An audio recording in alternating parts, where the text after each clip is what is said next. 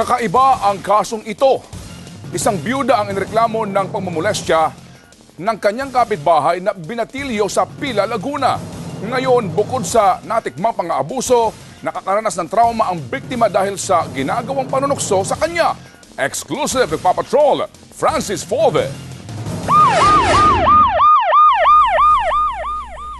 Kaibigan ng turing ng pamilya ng 15 anyos na si Manuel sa kapitbahay nilang si Marites, isang byuda. Kaya naman di nila matanggap na sa pangmomolest sa mauuwi ang kanilang magandang samahan.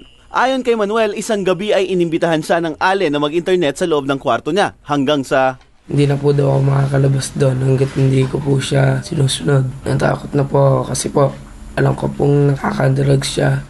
Bunsod ng takot ay pikit mata raw na ginawa ni Manuel ang lahat ng utos ng byuda. Nagkataon namang hinahanap na ng kanyang amain ang binatilyo lalo't hating gabi na, pero laking gulat niya sa nakita sa bintana ng kwarto ng balo. Paano mo magkukomputer ang anak ko? Ano, nakatalikod ang anak ko tapos ang mukha ng anak ko ay nasa harapan mo?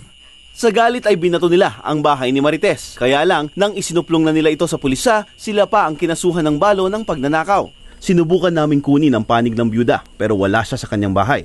Tampulan naman ngayon ng tukso si Manuel mula sa mga kabarangay at kaklase. Kahit saan po dyan, pagdadaan po ako, tatawagin po ako, hi din, yung mga ganyan-ganyan po.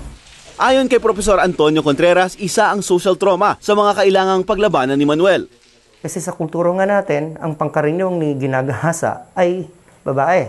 So kung may word doon, nafe-feminize ka. Malupit din ang lipunan kasi minsan eh. Instead na tulungan, pag-uusapan, tutuyain.